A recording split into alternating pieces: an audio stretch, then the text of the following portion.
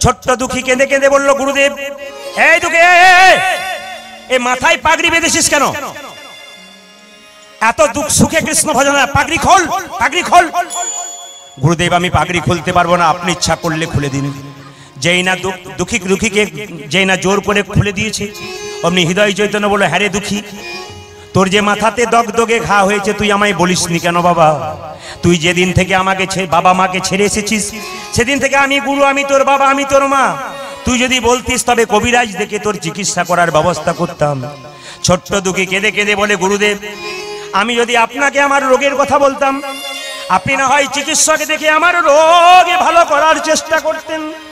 চিকিৎসক আমায় মাথায় মলম মেখে শুয়ে থাকতে বলতো, কিন্তু আমি যে কৃষ্ণ সেবায় বঞ্চিত হতাম। ছোট্ট দুঃখীর কত কৃষ্ণ প্রেম দেখুন। মাথায় ঘা হয়ে গেলে ডাক্তার দেখালে তো আর জল আনতে বলতো না, আমার কৃষ্ণ সেবা হতো না, ওই জন্য কষ্ট।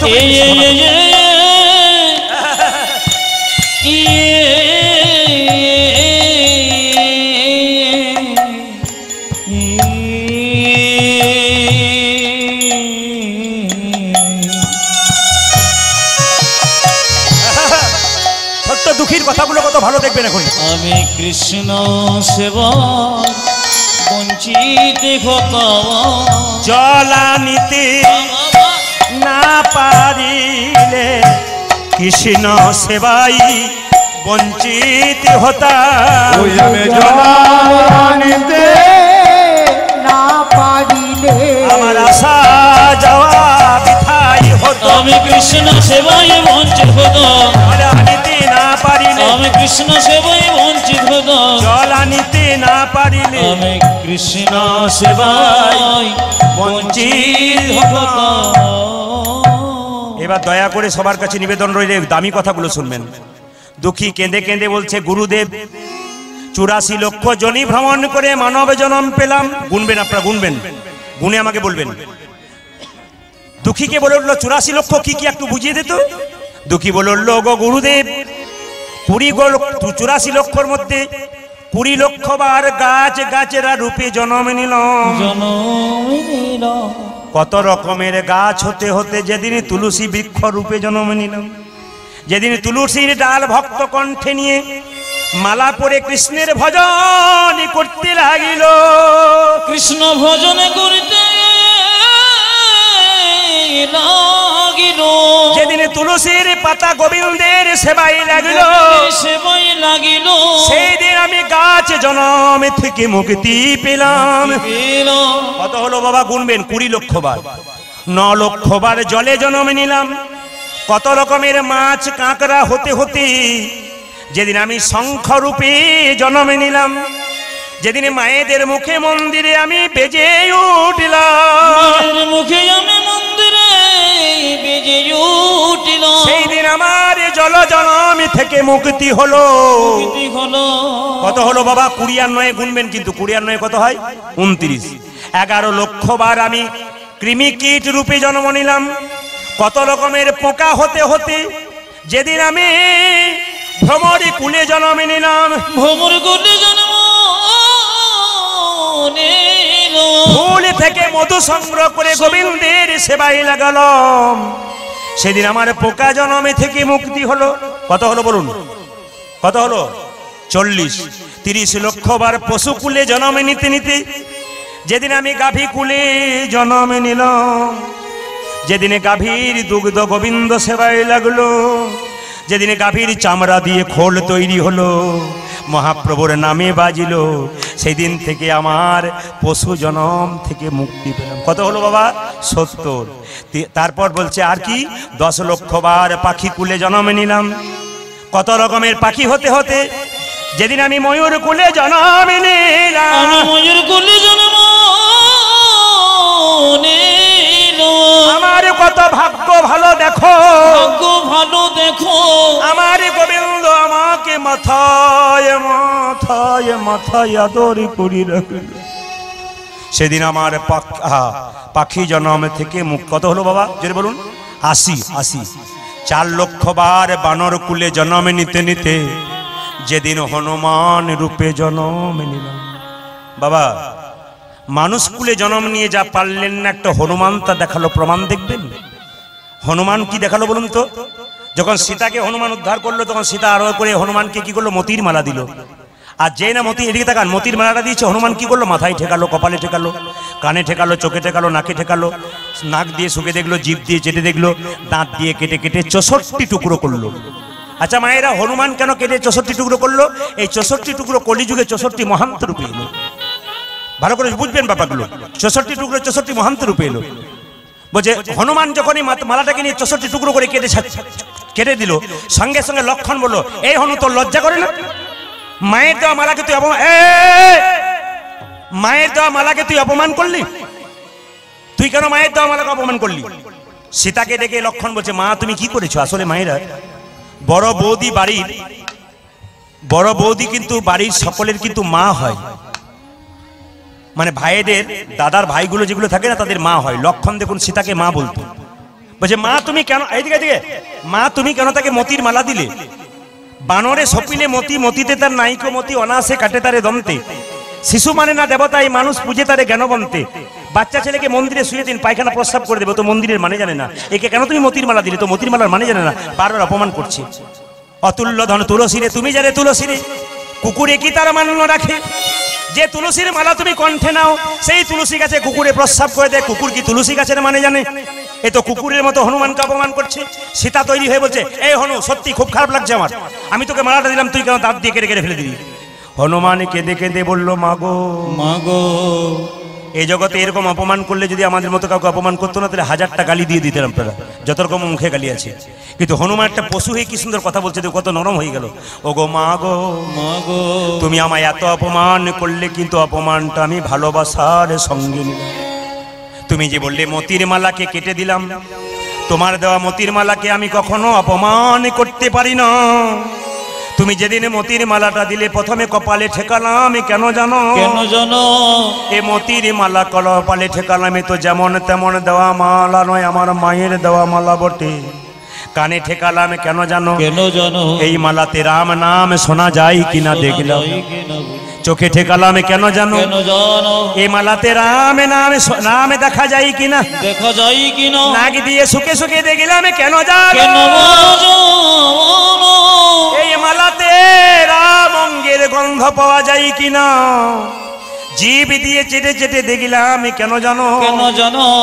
এই মালাতে রাম চরণের তুলসীর স্বাদ পাওয়া যায় কিনা? ওগো সীতামা, এই মালা তো যেমন তেমন মালা নয়, তোমার দেওয়া প্রেমের মালা।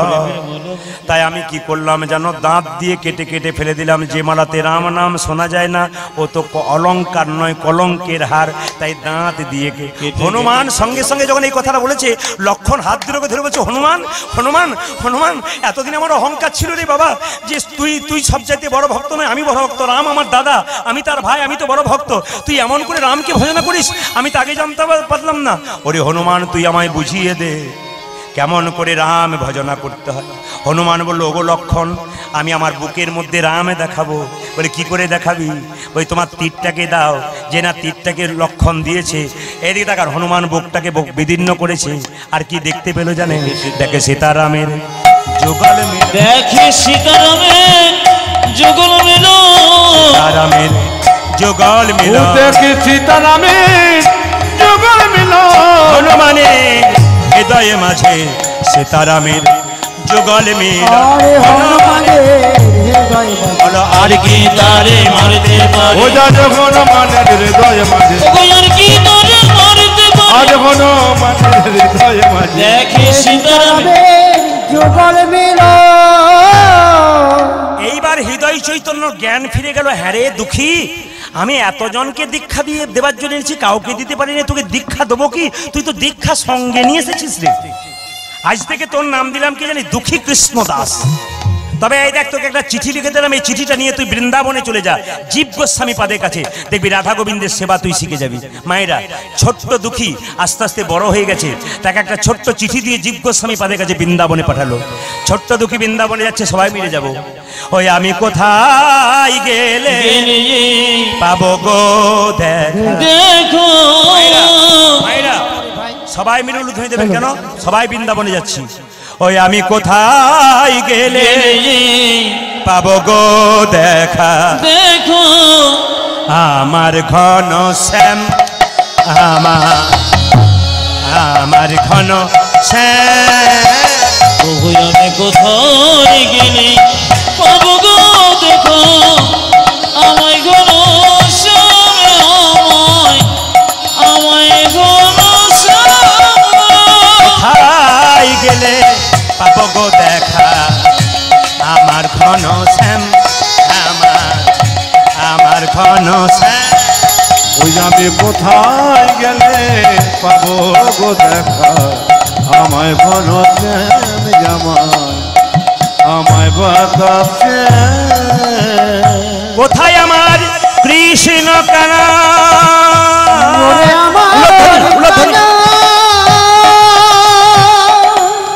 বিরাম দাও।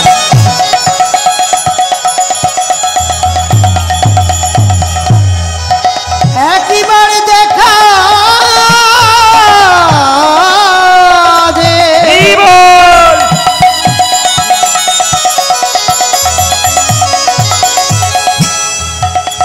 ওরে কানা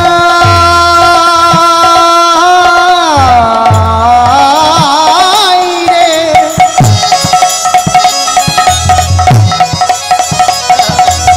আই গৌর হরি বল, হরি বল। কোথায় আমার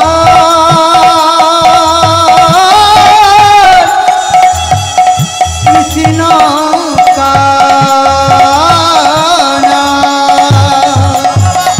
কোথায় আমার কৃষ্ণ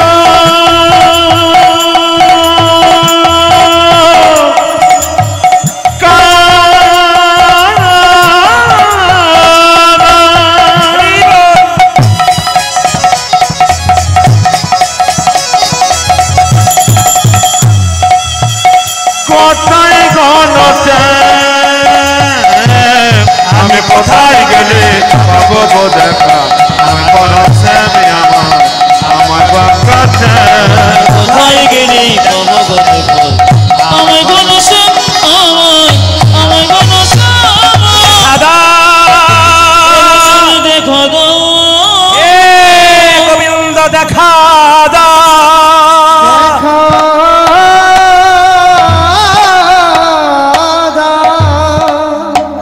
দুঃখী কৃষ্ণদাস বৃন্দাবনে গেল, শ্যাম সুন্দর কি বাবা।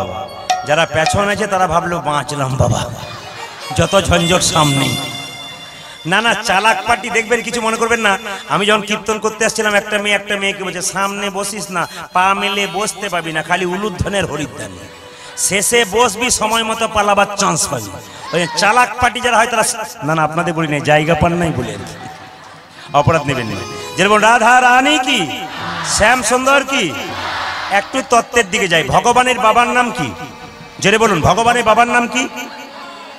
ভগবানের বাবার নাম বলেছি তখন জয় দিয়ে দিয়েছেন। তারপরে আপনারা কত ডুবে গেছেন ওতে বুঝতে পেরেছি। ভগবানের বাবার নাম কি? কেউ বলে কে নন্দরাজা, কেউ বলে বসুদেব। ভগবানের মায়ের নাম কি? কেউ বলে দেবকী, কেউ বলে কি কি বলুন, নন্দরানী, যশোমতী নাকি? কিন্তু ভগবান নিজের মুখে বলেছেন যেটা, আমরা সেইটাই বলবো। ভক্ত আমার মাতা পিতা, ভক্ত আমার গুরু, ভক্ত আমার নাম রেখেছে বাঞ্ছা কল্পতরু। তাহলে যদি ভগবান এইদিকে এইদিকে এইদিকে এইদিকে, যদি ভগবানের কথা একবার সাইলেন্ট, ভগবানের কথাতে যদি আসি, তাহলে আমরা জানতে পারবো ভক্ত আমার মাতা পিতা, ভক্ত আমার গুরু, ভক্ত আমার গুরু, ভক্ত আমার নাম রেখেছে বাঞ্ছা কল্পতরু। বাঞ্ছা কল্পতরু। ভক্ত আমায় খেতে দিলে তবে আমি খাই, ভক্ত না দিলে আমি উপবাসী। যারা জগতের মালিক যিনি, তার গোটা সম্পদ তার আবার খাবার অভাব আছে, কিন্তু ভক্ত যতক্ষণ না এক ফোঁটা দেবে গঙ্গা জল দিয়ে, তুলসী পত্র দিয়ে, বাতাসা দিয়ে, ওইটাতেই কিন্তু কাজ হয়ে যাবে। একটা প্রমাণ দিয়ে দিই আপনাদের, ভক্ত আমার মাতা পিতা। আচ্ছা মায়েরা, রাম ভক্ত হনুমান একদিন রামচন্দ্রকে বলল, প্রভু তুমি তো ভগবান, তোমার চরণ যুগল এত সুন্দর, তোমার গুরুর চরণটা কেমন একবার দেখবো। ভগবানের চরণ যদি এত সুন্দর হয়, তাহলে ভগবানের গুরুর চরণটা কেমন হবে একবার দেখতে চাই। ভগবান রাম বলল, আমার গুরুর চরণ দেখবি? বলে হ্যাঁ, আমি শুধু চরণ দুটো দেখবো, আর কিছু দেখবো না। এখন বলেছে তাহলে চলে যা, সরজু নদী পার হয়ে একটা বিরাট বড় পাহাড় আছে, সেই গুহাতে আমার গুরুদেব বাইরের দিকে পা গুলো করে শুয়ে আছে, তুই প্রণাম করে দেখেই চলে আসবি। এখন হনুমান সরজু নদী পার হয়ে যেই না গুরুদেবের মানে প্রভু রামচন্দ্রের গুরুদেবের চরণ দুটো দেখেছে, আহ রামের চরণ তো সুন্দর, তার গুরুর চরণ আবার দারুণ সুন্দর, তার চরণ যার এমন তার বদন কেমন একবার দেখব। কিন্তু মুখের দিকটা কাপড় দিয়ে ঢাকা আছে। গুরুদেবের চরণ যদি এত সুন্দর হয় তার বদন কেমন হবে একবার দেখবো। যখনই মুখের কাপড়টা খুলতে যাচ্ছে দেখছে ওই দিকেও দুটো চরণ। তার মানে হনুমান মনে মনে ভাবছে তাহলে রামচন্দ্রের গুরুদেবের কি মাথা নাই, খালি পা আছে। ওই দিকে খুলে দেখছে পা, এই দিকেও পা। শেষে বলছে প্রভু তোমার গুরুদেবের চরণ দেখলাম। দেখলি? বলে হ্যাঁ, এত সুন্দর চরণ, ইচ্ছা হলো বদন দেখবো। যেই না বদনটা দেখতে গেলাম কাপড় দিয়ে ঢাকা, দেখলাম ওই দিকেও দুটো চরণ। তোমার গুরুদেবের কি মাথা নাই নাকি, শুধু পা আছে? রামচন্দ্র বলল, হ্যাঁ রে হনুমান, তুই কি যাবার সময় বলেছিলি আমায় চরণ দেখবো, তুই কি বলেছিলি বদন দেখবো, তাহলে বদন দেখতে পেলি। তুই বলেছিলি চরণ দেখবো, তুই চরণ দেখতে পেয়েছিস, বদন দেখবো বলে বদন দেখতে পেয়েছিস। বলছে না, তোমার গুরুদেব একটু বদন দেখতে চাই, তবে এক কাজ কর, আর গুহাতে যাবার দরকার নেই। কি করবো? বলছে এক কাজ কর, ওই যে জলের মধ্যে তুই পেরোলি না, সরজু নদীর জলে ঝাঁপ দিলি, ওই জলটাতে তুই এমনি করে তাকাবি, দেখবি আমার গুরুদেবের বদন দেখতে পাবি। আচ্ছা বাবা বলুন তো, জলের দিকে তাকালে কার মুখ দেখা যায়, ভূতের না পেতের? নিজের মুখ দেখা যায় নাকি? তা হনুমান যেই না মুখ দিয়ে এরকম করে দেখছে, খালি নিজের পোড়া মুখটা দেখছে, দেখছে গুরুদেবের বদন কই, মানে আমার প্রভু রামচন্দ্রের গুরুদেবের বদনটা কই। যখনই দেখতে যাচ্ছে তখনই কি করছে দেখুন, জলটা ঘেঁটলে দিচ্ছে, ভাবছে ভেতরে আছে, আবার জল স্থির হচ্ছে, আবার নিজের মুখটা দেখতে পাচ্ছে। শেষে এসে বলছে প্রভু আমি তো মুখই দেখতে পেলাম না তোমার গুরুদেব, খালি আমার পোড়া মুখটাই দেখলাম। রামচন্দ্র বলছে হ্যাঁ রে হনুমান, ভক্ত আমার মাতা পিতা, ভক্ত আমার গুরু, ভক্ত যদি আমার গুরু হয় তাহলে তোর মুখটা দেখবি না, তো কিন্তু অন্য লোকের মুখ দেখবি। নিবেদন আপনাদের সামনে বাবা, 10-5 সবে মিলে দাঁড়িয়ে বসিয়া মহাপ্রভুর কথা কীর্তন করহ সবে হাতে তালি দিয়া। আজকে সব বয়সের মানুষ এখানে এসছেন, মহাপ্রভু এইটাই করেছেন। হরিবাসর কেন তৈরি করেছেন মহাপ্রভু, যে 10-5 সবে সমস্ত জাতির মানুষ এক হবে, এটা মহাপ্রভু করেছেন। সমস্ত মানুষ একসঙ্গে তালি দিয়ে কীর্তন করবে, মহামন্ত্র নাম, এর ওপর নাম হয় না। তাই সবাই মিলে হাত তুলে একবার করা যাবে, সবাই মিলে করা যাবে একবার। 10-5 সবাই মিলে দাঁড়িয়ে বসিয়া কীর্তন করহ সবে হাতে তালি দিয়া। সবাই মিলে হাত তুলুন, হাত তুলুন একসঙ্গে। হরি হরয়ে নম কৃষ্ণ কৃষ্ণ যাদবায় নম, হরয়ে হরে হরয়ে নম কৃষ্ণ যাদবায় নম, হরয়ে নম কৃষ্ণ যাদবায় নম, হরি হরয়ে নম কৃষ্ণ যাদবায় নম, যাদবাই মাধবাই কেশবাই নম। হরি বল। যাদবাই মাধবাই কেশবাই নম। তবে আপনাদের একটা ভালো জিনিস দেখলাম কি জানেন, তালিটা এত সেটে পড়ছে, সব জায়গাতে এত সেটে পড়ে না। আপনাদের সেটিং ভালো, কিন্তু সুন্দর সেটিং আছে। কিন্তু সবাই মিলে একসঙ্গে হরি হরয়ে নম কৃষ্ণ যাদবায় নম, হরে হরয়ে নম কৃষ্ণ যাদবায় নম, হরয়ে নম কৃষ্ণ যাদবায় নম, হরি হরয়ে নম কৃষ্ণ যাদবায় নম, ও যে যাদবাই মাধবাই কেশবাই নম, ও যে যাদবাই মাধবাই কেশবাই নম, ও যে যাদবাই মাধবাই কেশবাই, হায় হায় যাদবায় মাধবায় কেশবায় নম, গোপাল গোবিন্দ রাম শ্রী মধুসূদন, ও জয় গোপাল গোবিন্দ রাম শ্রী মধুসূদন। আপনাদের সবাই বসে আছেন নিচে, একজন বেলকুনিতে বসে আছে, ও কিন্তু তালি দিচ্ছে। এত সোজা নয়, জায়গা পাইনি তো কি করবে। তো সবাই মিলে হাত তুলে না, ও দিচ্ছে, এটা ভাগ্যের ব্যাপার, সুন্দর দিচ্ছে। সবাই মিলে হরি হরয়ে নম কৃষ্ণ যাদবায় নম, হরে হরয়ে নম কৃষ্ণ যাদবায় নম, যাদবাই মাধবাই কেশবাই নম, ও যে যাদবাই মাধবাই কেশবাই নম, ও যে যাদবাই মাধবাই কেশবাই নম, যাদবায় মাধবায় কেশবায় নম, গোপাল গোবিন্দ রাম শ্রী মধুসূদন, আমার গোপাল গোবিন্দ রাম শ্রী মধুসূদন, গোপাল গোবিন্দ রাম শ্রী মধুসূদন, আরে গোপাল গোবিন্দ রাম শ্রী মধুসূদন, ও যে গিরিধারী গোপীনাথ মদন মোহন, গিরিধারী গোপীনাথ মদন মোহন, গিরিধারী গোপীনাথ মদন মোহন। গিরিধারী গোপীনাথ মদন মোহন। বাহ, বহুত আচ্ছা। যারা তালি দিলেন তাদের দেখে খুব ভালো লাগলো, আর যারা এরকম করে দাঁড়িয়ে দেখলেন তাদের দেখে তো আমার আরো ভালো লাগলো। আমার ওই জন্য ভালো লাগলো যে আমরা কাছে কখনো ল্যাংড়া হয়, আমরা কাছে তো আমরাই হয়, যার বাবা এর দু চারজন এরকম করেছিল, পাশের জন বলছে হাত নামা, তোকেই বলছে হাত নামা। আমি তো দেখতে পাচ্ছি, সঙ্গে সঙ্গে নামিয়ে দিয়েছি। না মেডিসিন নইলে কাজ হয় না বলে। তো বলে কি আমরা কাছে আমরা হয়, কিন্তু সে আমরা টক হয়, পেকে গেলে কি হয় মিষ্টি হয়। যদি টক আমরার মতো এসছেন, হরিনাম ভালো লাগে না, বসুন, পেকে গেলে দেখবেন মিষ্টি হয়ে যাবেন। তাই সবার কাছে বলবো একসঙ্গে, আমি আপনাদেরটা বন্ধ, এদেরটা বন্ধ করলাম, আপনাদেরটা নেবো বলে সবাই মিলে একসঙ্গে হরে কৃষ্ণ হরে কৃষ্ণ, মুখে বলবেন কৃষ্ণ কৃষ্ণ বা হরে রাম, জোরে, খুব সুন্দর। এই তো আবার জোরে হরে কৃষ্ণ, বা সুন্দর বলুন হরে রাম, বা সুন্দর, একসঙ্গে বলুন হরে কৃষ্ণ, জোরে বলুন, দারুণ, বা হরে রাম, বা সুন্দর, শেষবার হরে কৃষ্ণ, বা সুন্দর, বলুন হরে রাম, বা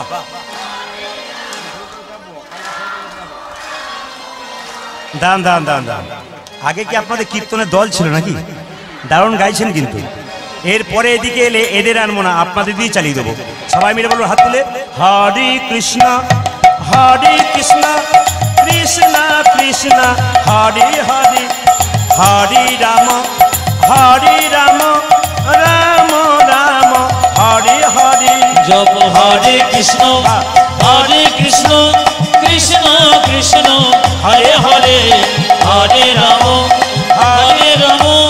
রাম রাম হরে হরে। হরে কৃষ্ণ